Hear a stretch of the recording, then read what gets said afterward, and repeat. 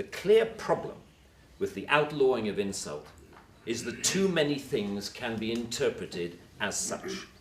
Criticism is easily construed as insult by certain parties. Ridicule easily construed as insult. Sarcasm, unfavourable comparison, merely stating an alternative point of view to the orthodoxy can be interpreted as insult. And because so many things can be interpreted as insult, it is hardly surprising that so many things have been, as the examples I talked about earlier show. Although the law under discussion has been on the statute book for over 25 years, it is indicative of a culture that has taken hold of the programs of successive governments, that with the reasonable and well-intentioned ambition to contain obnoxious elements in society, has created a society of an extraordinarily authoritarian and controlling nature. That is what you might call the new intolerance, a new but intense desire to gag uncomfortable voices of dissent. I am not intolerant, say many people, say many softly spoken, highly educated, liberal-minded people. I'm only intolerant of intolerance. And people tend to nod sagely and say, oh yes, wise words, wise words. And yet if you think about this supposedly inarguable statement for longer than 5 seconds, you realize that all it is advocating is the replacement of one kind of intolerance with another, which to me doesn't represent any kind of progress at all.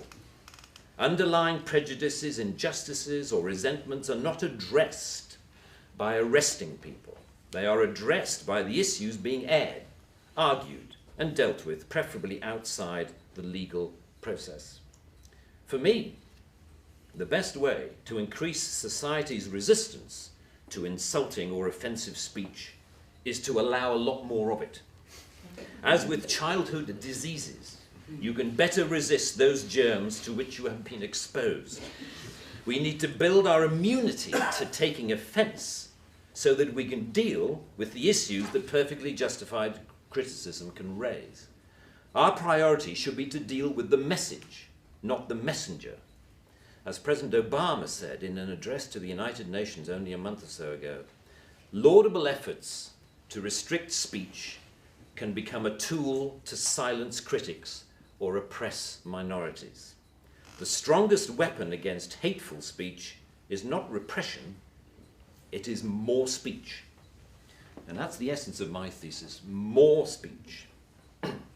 If we want a robust society, we need more robust dialogue, and that must include the right to insult or to offend.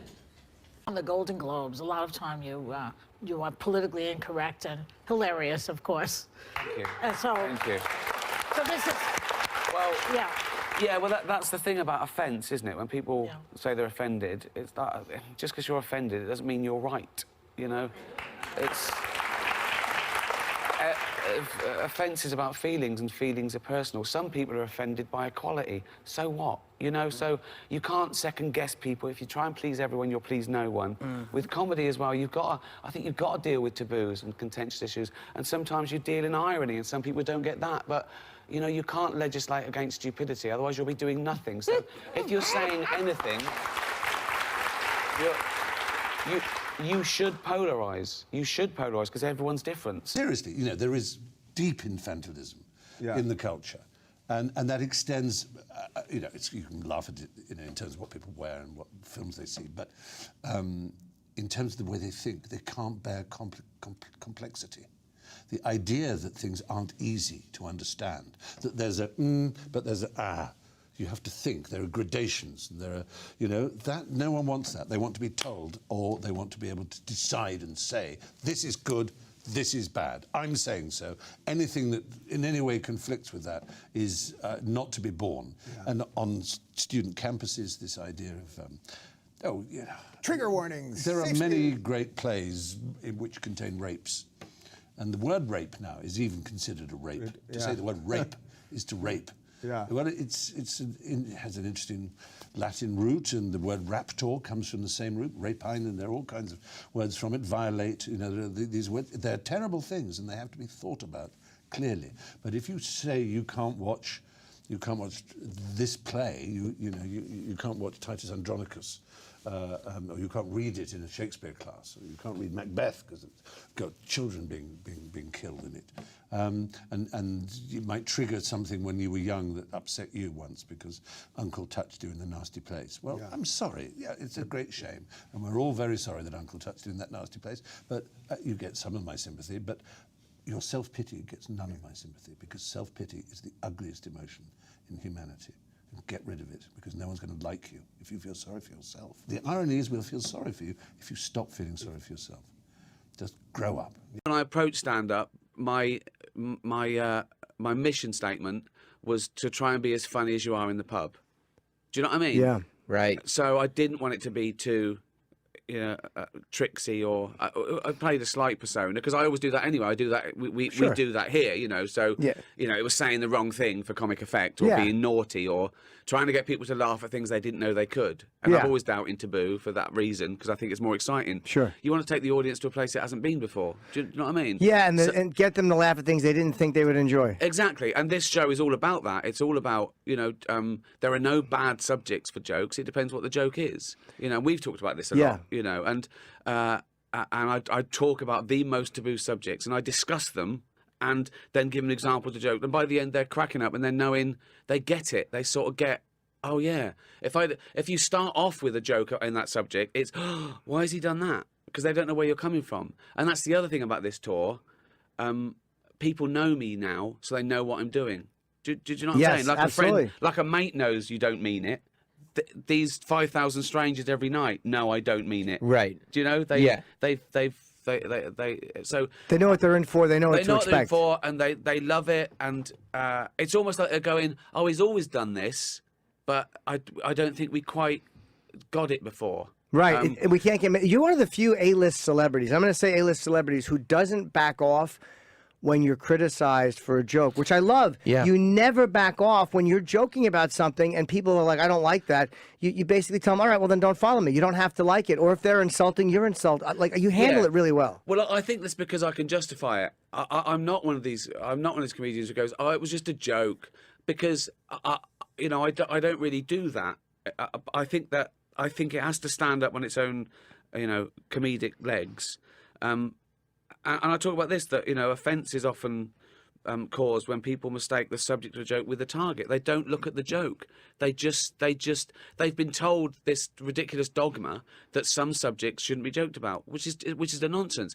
And I get asked, is there anything you won't joke about? And I think, well, you're a journalist. Is there anything you won't write about? Right. It depends what you write. And it's funny, because whenever I've done a joke about a really contentious subject, or, and it's discussed on the radio the next day, I'm going, but you're talking about it. Yeah. You're talking about it, because they assume I'm coming it from the wrong direction. Well, they assume I'm They assume I'm punching down, and they assume I'm making fun of whatever the victim is in this joke, which isn't true. Because a joke about something doesn't have to be pro or anti. It can be either. It can be neither. It can punch nowhere. It can be a pun. Right. It doesn't. You have to take every single joke on its merit. And I recently got, and again, you can't, I've talked about this on the show before, but I was recently on Twitter, I did a Caitlyn Jenner joke, which wasn't even nasty, and I was accused by a bunch of people of being transphobic. Right. This is at least 15 minutes in my new, 15 minutes in my new stand-up about... And not even about that. I talk about it in my special. I got accused of being transphobic, and it was like, wow, you really have no idea who you're talking about, do you? Well, exactly. I mean, they picked on the wrong person there. But I did a joke at the Golden Globes, and they were saying it was transphobic. And I said, why? And they said it was about a trans person. I said, well, that's like saying a joke about Bill Cosby is racist. Right. It depends what the joke is. It wasn't transphobic at all. The joke I told at the Golden Globes, I came out, and I said, all the actors are looking at me all nervously, brilliant. And I said, relax, I'm going to be nice tonight. I've changed. Not as much as Bruce Jenner. That's obviously. Funny. And I go, now Caitlyn Jenner, and what a year she's had, became a role model for trans people everywhere, bravely breaking down barriers and destroying stereotypes. She didn't do a lot for women drivers.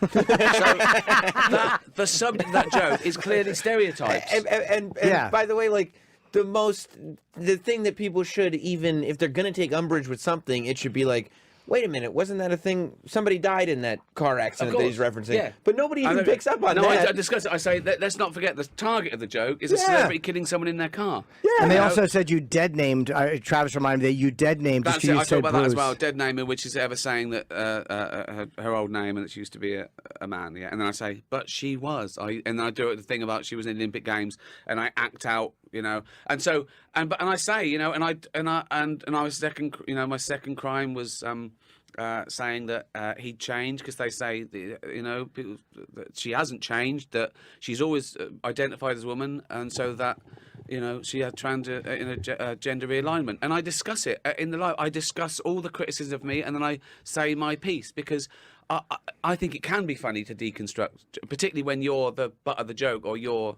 you know, and so I always try and keep it fair. I don't ever do a sleight of hand where I say something that's a lie or to make myself look better in a joke. Right. You know, I think that's really important. I think that, and then once you've done your best and you've explained it well, people are still going to make their own mind. They don't have to like it. They don't even have to get it. But someone not getting your joke isn't your problem. It's theirs. Right. They always say, oh, sorry. No, go ahead. They always say, like, well, you should tell a joke that your joke should be better. And say, why is there never any responsibility on the idiot with ears that took it wrong? Brilliant. Why is it always my That's fault? brilliant. That's brilliant. Why isn't it your responsibility to get the fucking joke? Yeah. That's a great.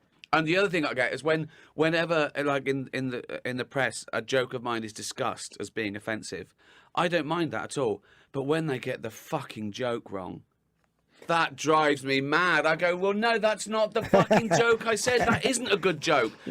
A joke should be perfect. Every word matters. It's like a cryptic crossword clue. Every word matters. It's a little piece of poetry. Right? So if you get one of those things wrong, you can fuck the whole joke. So instead you have a news anchor paraphrasing, going, well, what he was pretty much saying was, and you're like, no, yeah, no. Well, I did a joke years ago. I say I hate drink driving. I think it's terrible. I grew up when it wasn't a stigma. Now it's terrible. And by the way, I don't even drive. So this joke's everyone knows.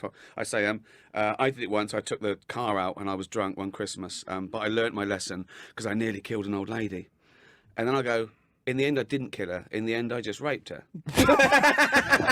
So the joke there is clearly the magic act with nearly killed. It's a misdirection. So they think I swerved and nearly killed her. But what I actually meant were I've attacked her so much that she nearly died from horrendous, and it turns out worse, right? Yeah. Much worse. So they're discussing that joke as terrible, right? So in the paper, they tell the joke as this. I went out and I nearly killed an old lady. In the end, I didn't kill her. I just raped her. So they don't tell anything about the drink driving bit. The whole setup is gone. So they just think, well, he's a maniac. He said what? He went out and nearly killed an old lady but just raped her? Well, that's mental. not even a joke. That's not even a fucking joke. I know, exactly. He's just confessing to crimes on stage. Yeah. Arrest him. Yeah. That really made me laugh. That was really fucking It's funny. clever. It's and I say everything matters. And live, I even do the mime of the steering wheel, and I nearly killed an old lady, and so that's planted firmly in their head. And then the surprise at the end, It's the ultimate misdirect, and I hate to break it down like that, but that's really what. Sometimes it's a misdirection where I didn't even do this, and then what you've done is more barbaric or worse, and that's what the joke isn't about a rape. It's about doing something even worse, where you're trying to admonish yourself. I didn't do anything wrong, and then you've done something worse. Well, that's exactly. And also, we've discussed this before when people say, "Oh, you think rape's funny?"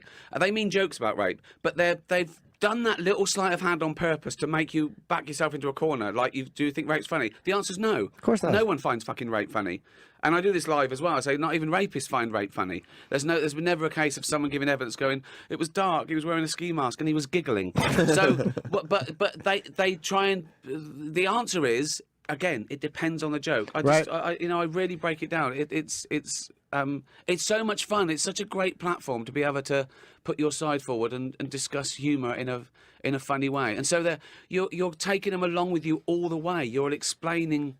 They're hearing every word from your side, and then it takes a long time to explain what humour is to someone or freedom of speech, or it's. We've talked about it on the show. It's crazy that we've gotten to a point where you have to show how the trick is done. Like, as a comedian, you have to pull the curtain back. There can't be any more fourth wall. Like, you have to take them behind the scenes and say, this is what I did. This is my intention. This is why I put this here. Like, you shouldn't have to. Well, no, you shouldn't have to. But this is the reason is the more terrible and emotive the subject, the harder it is to get over the hump about a joke about it. Right. Yeah. We can joke about, people joke about murder and people get it. They go murder, which is horrendous. It's murder, but they can't take that personally because they haven't personally been murdered. Do you know what I mean? Whereas if you do something that touches someone or a group of people, and it's it's very, very emotive. It's hard for them to get over that. The number of times people have seen my stand-up, and I've had one complaint. I did the first time I played Madison Square Garden. I got a complaint from a Jewish society saying we loved the show, we loved all the we were however unhappy about a routine about Anne Frank, and they tell me it's like, I said, but you got the jokes about famine and cancer and AIDS, and you got those. I said, I'm doing the same thing with her as I did with those things. I'm saying the wrong thing, and they went, oh yes, okay, we understand it. And sometimes you do need that, and I don't begrudge people because they're not attuned to it. We think about these things every day.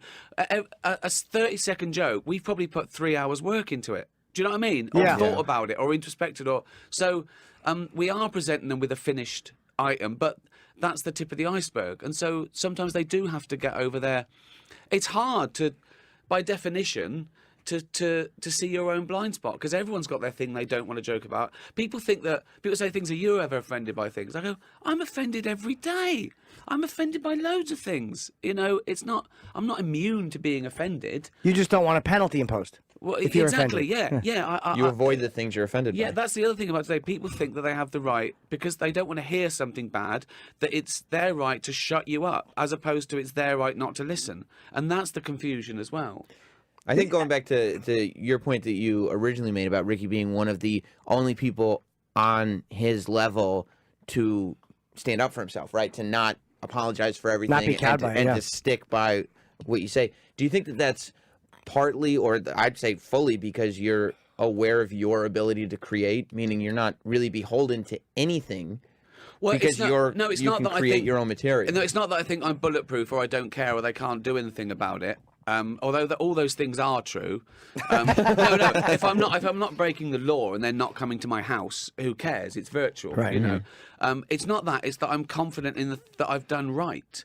I don't think I've done a really bad thing and I can get away with it. Fuck you. I think no, I've done a right thing here. I can stand. I justify every one of my jokes as an okay thing to do. Do you know what I mean? Yeah, absolutely. I'm not saying, because that doesn't make sense. I can't say, yeah, I do bad things, but so what?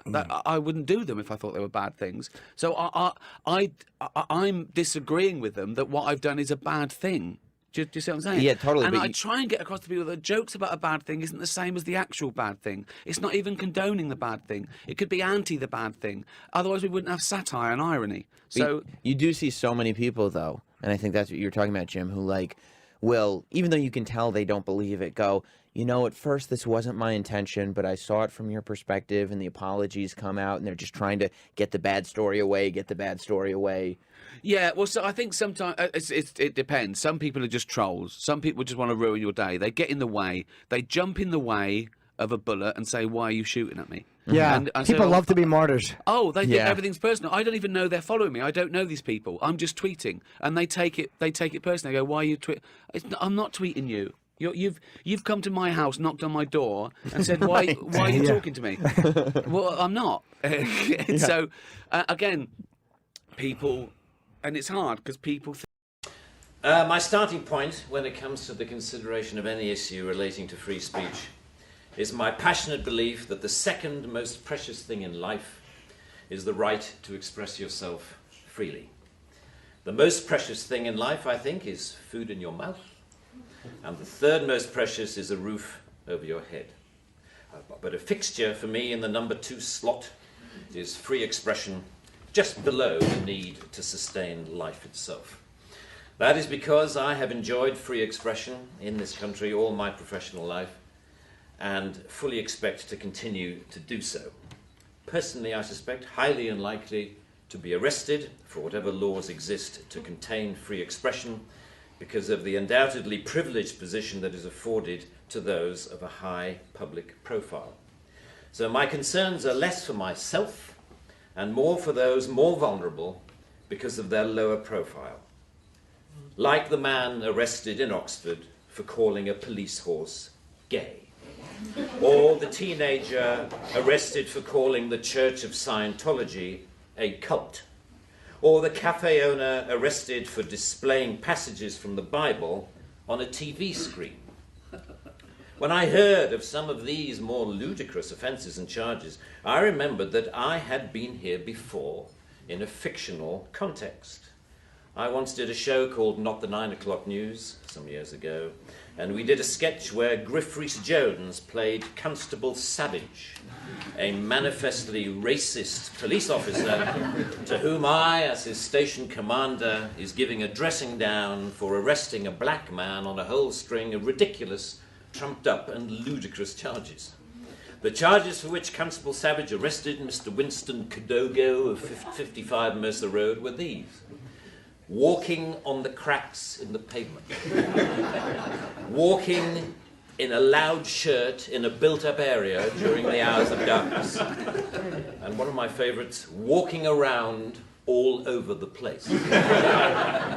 He was also arrested for urinating in a public convenience and looking at me in a funny way. Who would have thought that we would end up with a law that would allow life to imitate art so exactly? I read somewhere a defender of the status quo claiming that the fact that the gay horse case was dropped after the arrested man refused to pay the fine, and that the Scientology case was also dropped at some point during the court process, was proof that the law was working well, ignoring the fact that the only reason these cases were dropped was because of the publicity that they had attracted. The police sensed that ridicule was just around the corner and withdrew their actions. But what about the thousands of other cases that did not enjoy the oxygen of publicity, that weren't quite ludicrous enough to attract media attention? Even for those actions that were withdrawn, people were arrested, questioned, taken to court, and then released. You know, that isn't a law working properly. That is censoriousness of the most intimidating kind, guaranteed to have, as Lord Dear says, a chilling effect on free expression and free protest. Parliament's Joint Committee on Human Rights summarised, as you may know, this whole issue very well by saying, while arresting a protester for using threatening or abusive speech may, depending on the circumstances, be a proportionate response, we do not think that language or behaviour that is merely insulting should ever be criminalised in this way. The clear problem with the outlawing of insult is that too many things can be interpreted as such.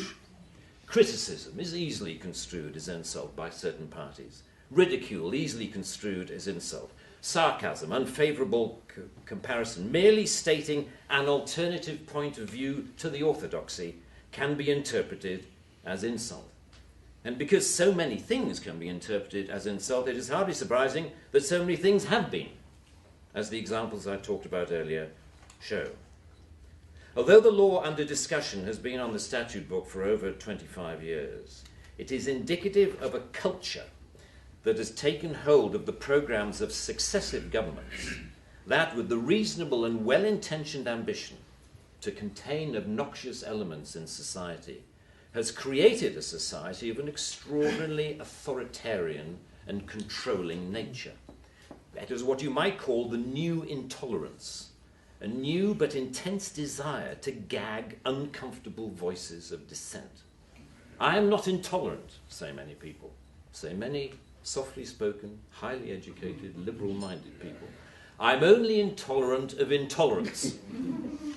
And people tend to nod sagely and say, oh yes, wise words, wise words. And yet if you think about this supposedly inarguable statement for longer than 5 seconds, you realize that all it is advocating is the replacement of one kind of intolerance with another, which to me doesn't represent any kind of progress at all. Underlying prejudices, injustices, or resentments are not addressed by arresting people. They are addressed by the issues being aired, argued, and dealt with, preferably outside the legal process. For me, the best way to increase society's resistance to insulting or offensive speech is to allow a lot more of it. As with childhood diseases, you can better resist those germs to which you have been exposed. We need to build our immunity to taking offense so that we can deal with the issues that perfectly justified criticism can raise. Our priority should be to deal with the message, not the messenger. As President Obama said in an address to the United Nations only a month or so ago, laudable efforts to restrict speech can become a tool to silence critics or oppress minorities. The strongest weapon against hateful speech is not repression, it is more speech. And that's the essence of my thesis, more speech. If we want a robust society, we need more robust dialogue, and that must include the right to insult or to offend. And even if, as Lord Dear says, the freedom to be inoffensive is no freedom at all.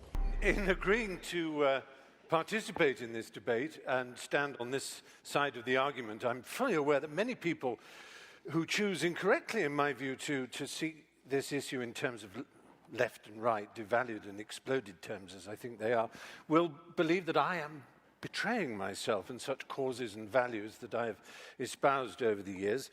I've been given huge grief already simply because I'm standing here next to Professor Peterson, which is the very reason that I am standing here in the first place.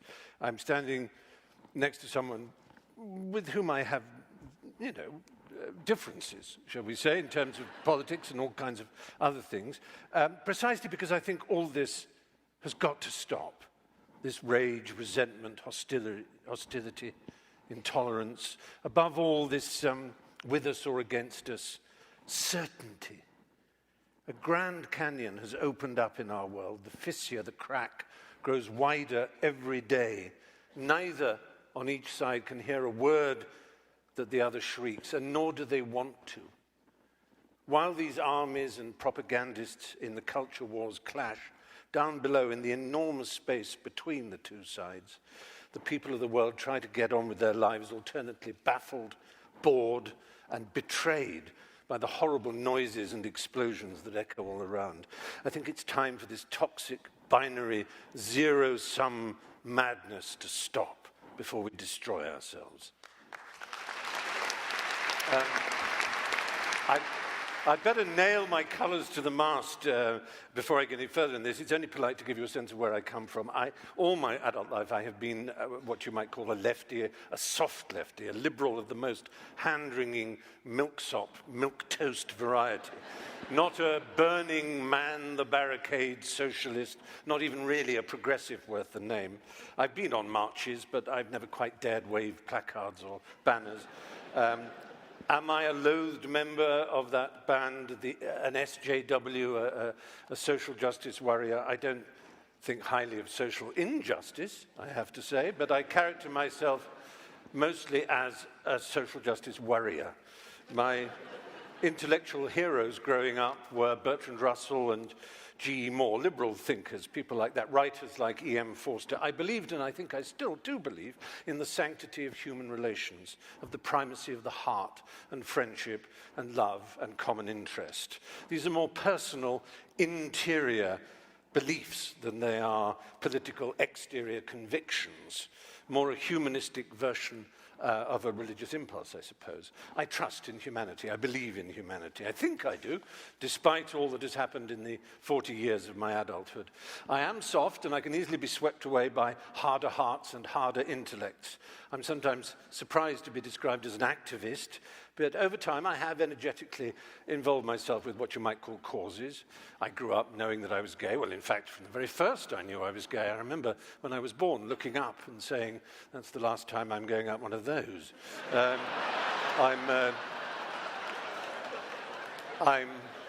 I'm Jewish.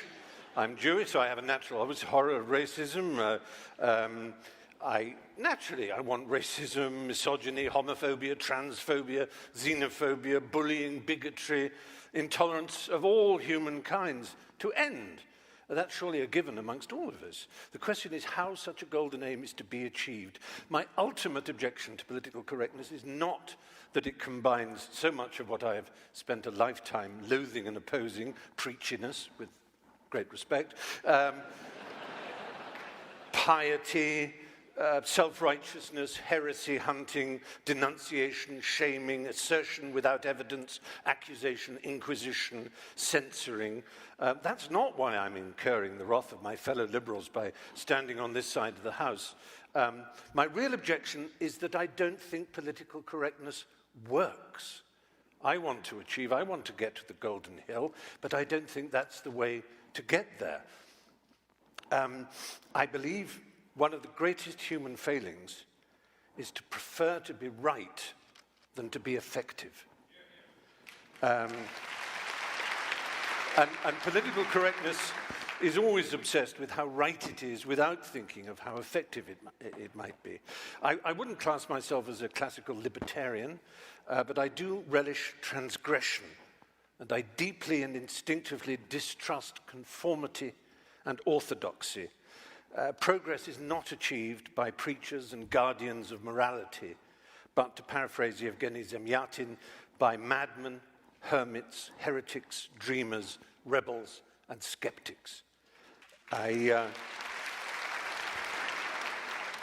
may be wrong. I hope to learn this evening. I really do think I may be wrong, but I'm prepared to entertain the possibility that political correctness will bring us more tolerance and a better world.